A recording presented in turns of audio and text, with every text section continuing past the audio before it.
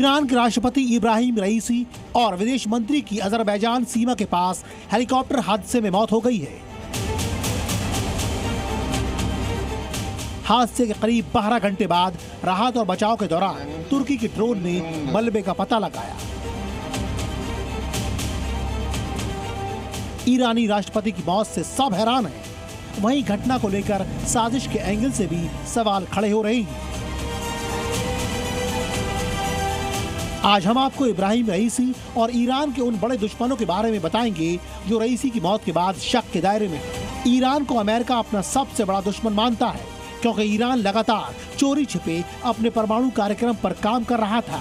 हालांकि अमेरिका की ओर से उस पर लगातार प्रतिबंध और धमकियां मिल रही थी, लेकिन ईरान किसी भी तरह से झुकने को तैयार नहीं था। लिहाजा ईरान के परमाणु प्रोग्राम से अमेरिका नाराज था। अमेरिका को शक है कि ईरान परमाणु हथियार बना रहा है। ईरान के पास परमाणु हथियार से अमेरिका और पश्चिमी देशों को खतरा है। इससे पहले भी ईरान के परमाणु कार्यक्रम से जुड़े वैज्ञानिकों की हत्या हो चुकी है, जिसमें साफ तौर पर अमेरिका और पश्चिमी देशों के हाथ होने के आरोप लगे। अमेरिका ने ईरान के सबसे बड़े सैन्य अधिकारी कासिम सुलेमानी को भी मिसाइल हमले में मौत के घाट उतार दिया था। इसलिए रईसी की मौत के बाद भी शक की सुई अमेरिका और उसकी खुफिया एजेंसी के साथ पश्चिमी देशों की ओर जाती है। ईरान लगातार इजरायल के विरोध में खड़ा रहा है, चाहे वो गाजा में हमला हो या फिर फिलिस्तीन का समर्थन। ईरान लगातार इजरायल के खिलाफ बोल रहा है। ईरान में इजरायल के खिलाफ लगातार प्रदर्शन भी हो रहे हैं। इजरायल भी ईरान पर आरोप लगा रहा है कि वो हमास के आतंकियों और हिजबुल्लाह के लड़ाकों को हथियार सप्लाई करता है। इजरायल की खुफिया एजेंसी मोसाद लगातार ईरान के वैज्ञानिकों और सैन्य अधिकारियों को टारगेट करती रहती है। इसलिए शक की सुई मोसाद पर भी जाती है कि इस हेलीकॉप्टर क्रैश में मोसाद का हाथ हो सकता है।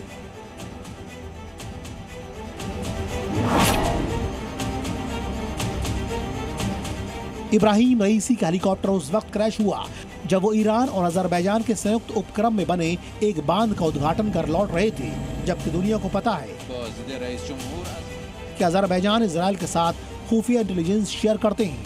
इजरायल ने आर्मेनिया से लड़ाई में अजरबैजान का साथ दिया था। इजरायल का ईरान में जो जासूसी नेटवर्क है उसमें अजरबैजान का बड़ा हाथ है। लिहाजा दोस्ती के धोखे में एंगल से भी इनकार नहीं किया जा सकता।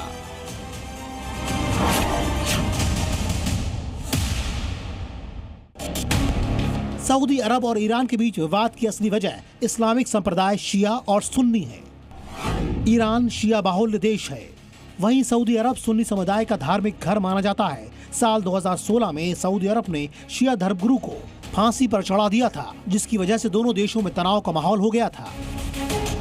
हालांकि बाद में दोनों देशों के बीच रिश्तों में सुधार हुआ, लेकिन मिडिल ईस्ट में अपना दबदबा कायम रखने के लिए दोनों देशों के बीच लगातार होड़ रहती है। सऊदी जहां अमेरिका और पश्चिमी देशों का करीबी माना जाता है, वहीं ईरान रूस और चीन के प्रभाव में रहता है। लिहाजा सऊदी अरब की ओर भी हेलीकॉप्टर क्रैश के शक की सुई घूमती है।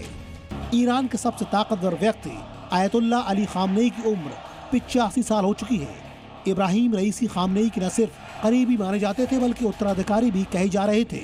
ऐसे में ईरान में बैठे किसी अपने ही दुश्मन ने साजिश रची हो, इससे भी इनकार नहीं किया जा सकता।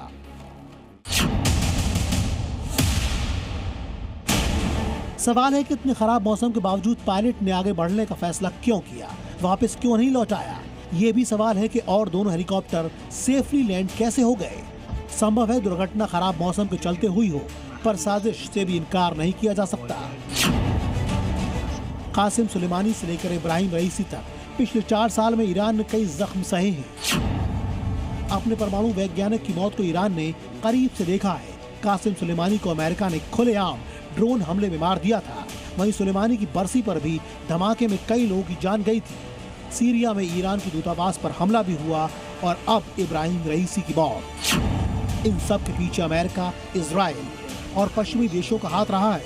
ऐसे में इब्राहिम रईसी की मौत भी बड़ी साजिश का इशारा करती है। ब्यूरो रिपोर्ट, जी मीडिया।